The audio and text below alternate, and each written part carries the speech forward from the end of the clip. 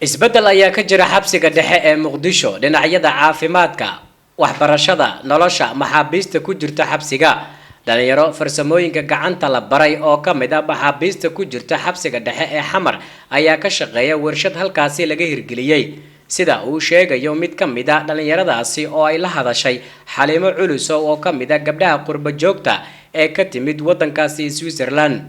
وحدا halkan iskoolada meeshan ka furan ku barateen aad ku shaqeynaysiin ma sha Allah waa ku faraxsanahay wiilal adinkoo kala inay banaanka inta soo baxaan xirfadii xabsiga ay ku barteen ay banaanka la yimaadaan kuna shaqeystaan iskuulo waxbarasho xarun caafimaad oo lagu baxnaansho maxaabiista xabsiga dhexe ku jirta ayaa xabsiga lagu soo kordhiyay sida uu sheegayo taliyaha ciidamada asluubta Soomaaliya Major General Bashir Maxamed Jaamac Goobe waa mahadsantahay xabsiga hadda laba qorshaba caafimaadka waa ku jirnaa xabsiga dhexdiisa hadda reform baa ku socda oo ah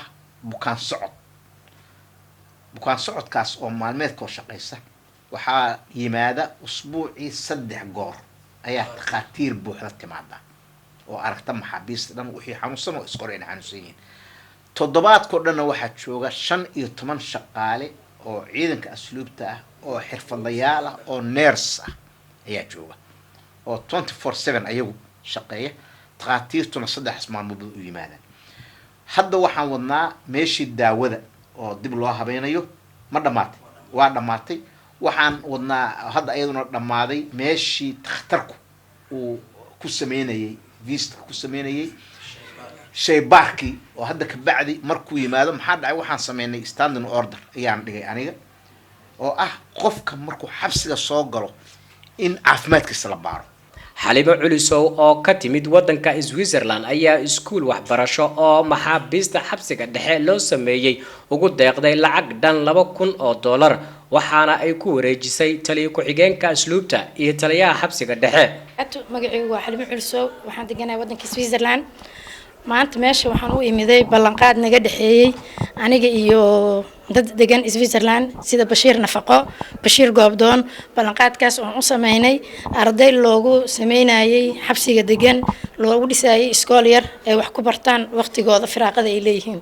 deeqna ku wareejinayaa waa lacag $2,000 ah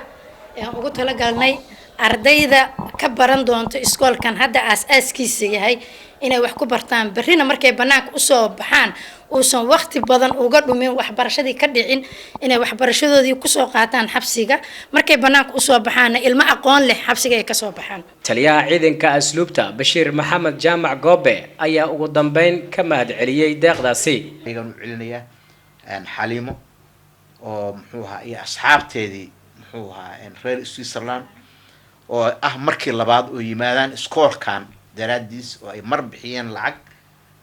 tii wax lagu dhisayay maantana wixii qabyada ahaa ay lacag kale ay ka bixiyeen oo taliye ku-xigeenka iyo taliyaha xabsiga iyo aan qiyaas iyo Xaliimoba inay idin kala hadleen marka Xaliimo waa mahadsantahay salaan iyo mahadcelin iyo maartay bogaad naga gaarsii muxuu ahaa dadka iyaga reer Switzerland aad iyo aad been u mahadsan yihiin Cabdi Casiis Ibrahim Axmed Okay TV Universal magaalada Muqdisho